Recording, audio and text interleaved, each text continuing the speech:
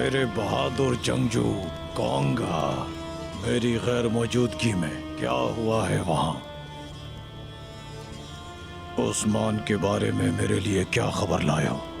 बोके और आलिशार दोनों ने उस्मान को पकड़ लिया है और अब वो उसे लेकर कोनिया जा रहे हैं। वो उसको गेहातू के पास लेकर जा रहा है।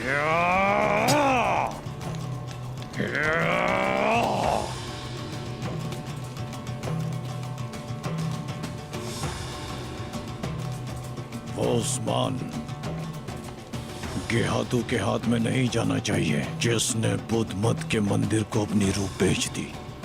वो नमक हराम और जलील पूरी तरह से अपनी इज्जत को गवा बैठा है। उस गीदड़ के हाथों में चंगेज खान के कवानीन नहीं जाने चाहिए।